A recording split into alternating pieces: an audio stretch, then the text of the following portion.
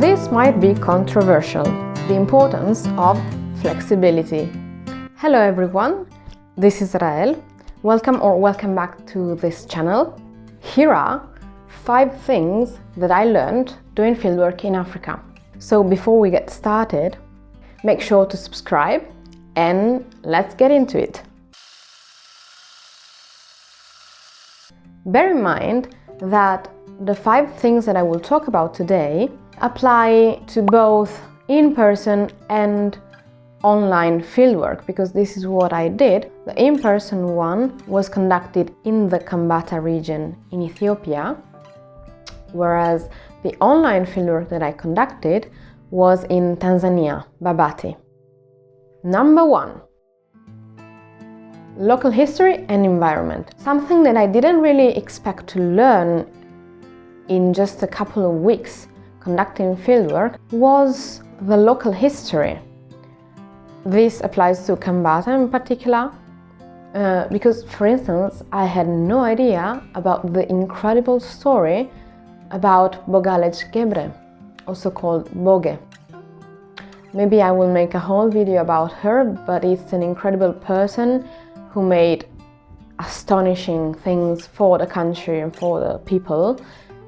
And I visited her center over there. So maybe, yes, this will be for another video, but I didn't expect to learn anything about the local history as well as the environment. So when I went to Kambaata, I was researching words about plants, trees, fruits, and what I didn't expect was to find out about a disease that is affecting some of the most important plants for the locals' livelihood, such as mango and inset, which is also called false banana.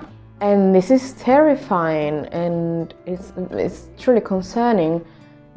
Partly it is due to climate change, but not only. So yes, I found out about local history and environment. Number 2, the importance of flexibility in your research plan. So don't expect things to go as planned.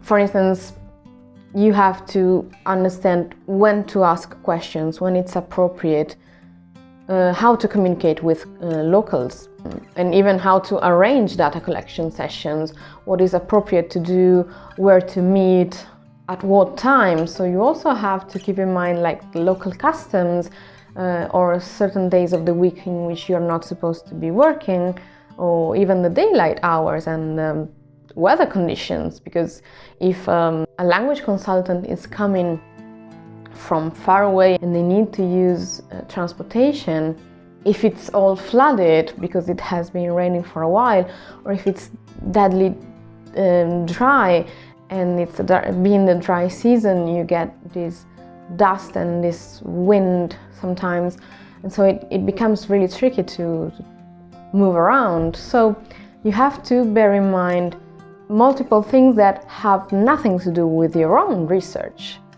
So just really be flexible, because having a plan B really comes in handy, especially when it comes to factors that are out of your control. Just be prepared, and for instance, you should have other tasks ready just in case. Or what I did was backing up data while I was waiting for some consultant to come. Maybe he was late because, again, the weather conditions or something like that. Or maybe you have to be prepared to change location because maybe you cannot film or record, and the audio and all of those issues. So again, just be flexible, truly. And be open-minded, of course, and understanding of the local customs. Number 3, this might be controversial, but the spelling in the local language.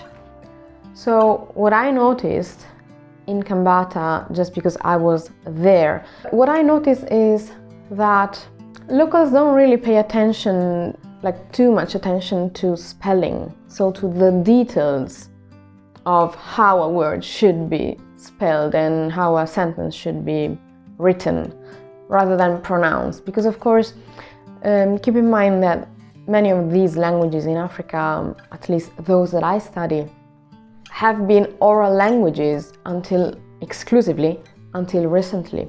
And so it's obvious that the entire population needs to acquire this knowledge first. So how to write it, because someone at some point decided on a standard written language and everybody has to follow, so everybody has to learn. And probably if you're an adult already, you haven't been taught at school in a certain way, maybe they didn't have grammars yet, all sorts of things might have happened that caused this kind of lack of precision, so to speak.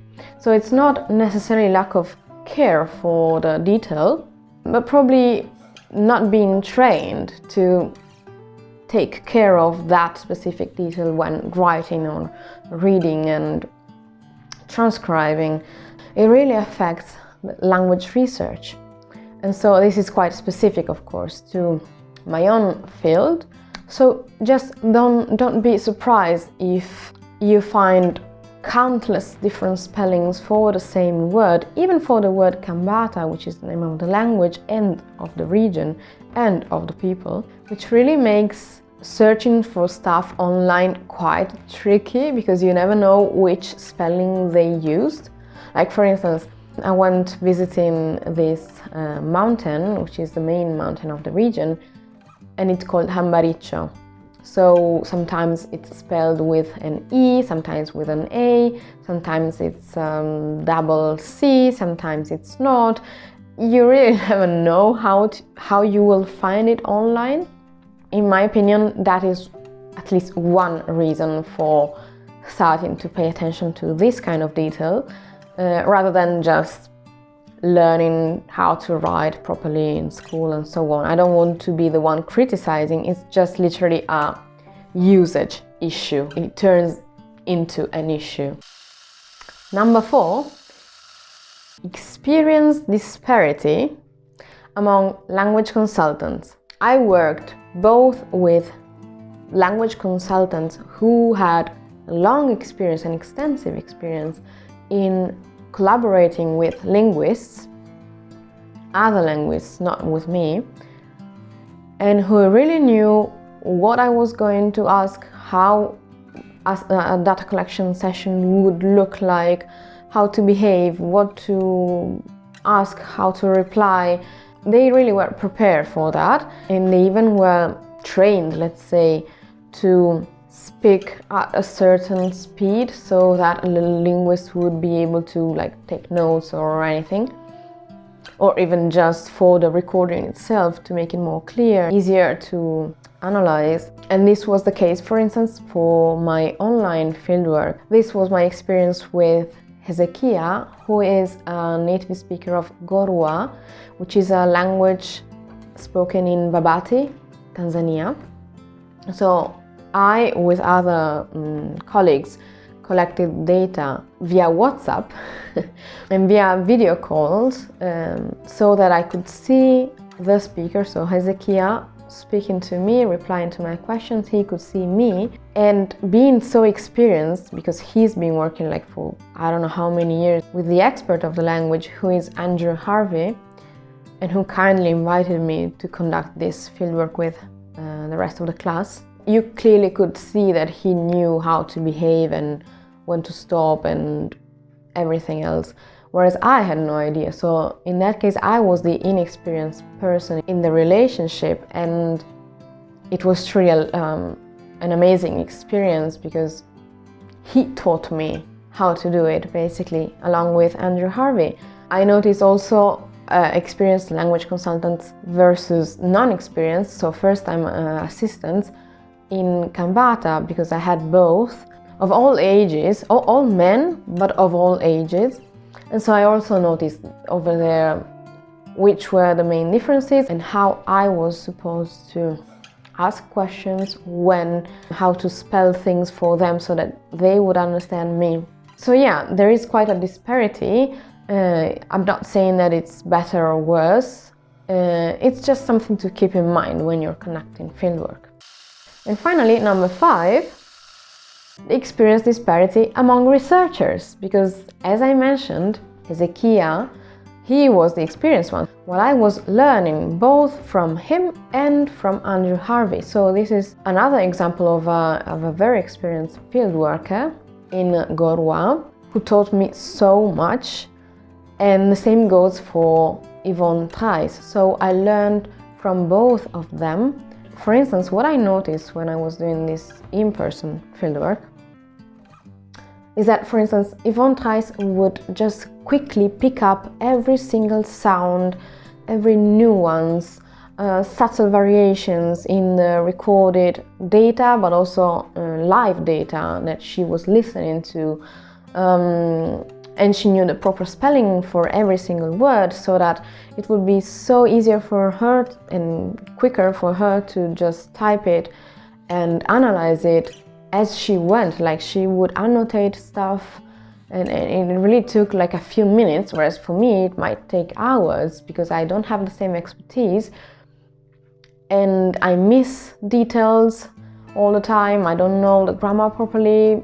Of course, both Yvonne and Andrew are experts of one or a few languages, and you can really tell, whereas I have been working with too many languages at once because I've been doing a typological study, and this doesn't allow me to go deeper into each language. So of course I lack that kind of knowledge and that detail in research, which comes in handy when you're doing fieldwork in one language only, with one community. Another thing that I noticed Andrew did, for instance, is that he knew when to intervene, when to clarify a specific question based on the culture or on the environment.